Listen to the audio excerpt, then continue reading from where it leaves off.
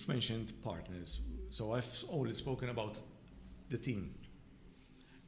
I have partners who are non-executive in some businesses because they are the CEOs of some other businesses. That is equally important. You need to have, I'm blessed at least, but sometimes you create your own situation, right? That where I have equal shareholding across all businesses are with people that I also trust implicitly, and I know that I have their back if they ever need me to support them in their executive positions, and vice versa. Yeah. If I need them, a phone call or an email or a WhatsApp message away, whatever. But the point is, because if you have problems at partnership level, that starts cascading down. So you need to make sure that you create a situation where obviously your partners, the other shareholders, are on board with the vision and the strategy and the values. Because some people might be on board on the vision and the strategy and whatever you're predicting, but if the values are opposing or conflicting, that will create a very challenging situation.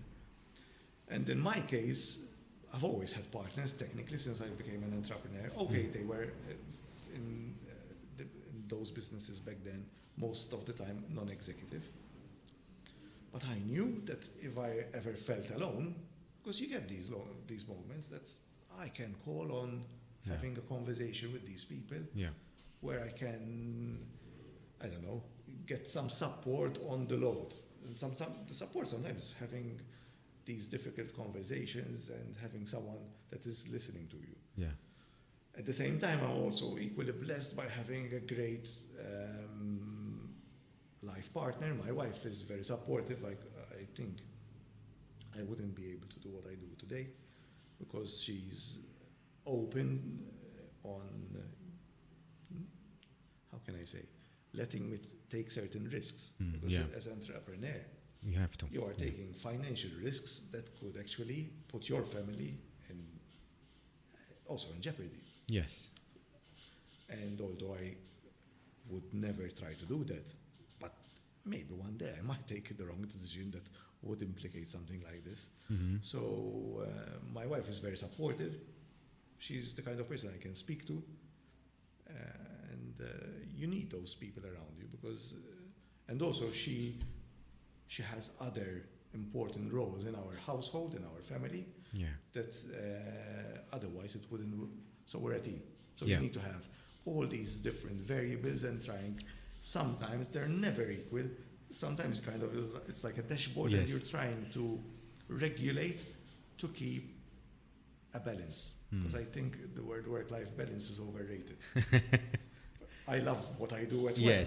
So to some extent, I spend a lot of time. Your life is your work in your case, because if you're not. But do I feel that it's work? Very often the answer is no. There are some moments in time where I feel it's work. I'm in work that I don't want to do because there are things in my responsibility that are not things I enjoy, but I have to do them. But in general, I would say I love what I do, and it gives me the opportunity of being happy. So, to some extent, I think these are all equally important. Team, partners, and partner in life. Basically. But the key is surrounding yourself with the right people for you. Yes. And I give a lot of importance to people because I am where I am today thanks to people. Yeah. Is this the law of attraction? I don't know, because I'm very opposite to my wife on this, but so even opposites attract in this case might work. But yes, so that's why I maybe value a lot integrity. I believe that to work with me, I need to trust you. Yes. And if we break that bond, then we have a serious issue. Yeah. So we all work hard on keeping that level of trust. And trust or integrity or whatever doesn't mean we need to agree every time. As long as we communicate. I mean, we can have a serious conversation on disagreement. But as long as we leave the room trusting each other. And it's still kind of an output. It is. I mean, it doesn't make sense to agree on everything because everyone has their own opinion. So That's right. You're bound even, to have, even from a business point of view, we have different levels, for example. and that's healthy of actually. risk. Yeah. So because I know that my partners, some have a medium risk appetite, some have a higher risk appetite, and some have a low risk appetite. So very often, and I tend to be on the very high risk, but let's say higher risk. But if I was maybe alone, I would have taken certain decisions at higher risk. But by having a good team around me or business partners, it has, let's say, balanced certain decisions. On some counts, I've asked my partners that are on the low risk appetite, guys, on this one you have to trust me. And because we have this good relationship, they trust me. Very often what happens, then you build trust, right? Yeah. If things worked out, or from 10 opportunities, 9 of them worked, then there's no reason not to trust. And even if it doesn't work out, tough luck, we got one wrong. For sure. I think it's healthy to have the argument at the right place and at the right time, because if people are passive in every kind of relationship, both business and even romantic relationships, if everything is plain sailing, for me it means that one of or both, you're not as passionate about the relationship, because if you're passionate about whatever we're doing, you're bound to have an opinion. And you want the other person to hear that opinion and try to find a way to work it out. So there might be lack of passion in this case. That's very true.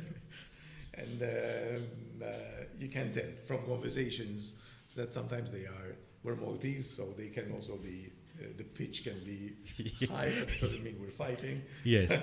But especially when someone new joins the team who is not Maltese and has never worked in that environment. But today the team is very mixed, so it's no longer the case. Yeah.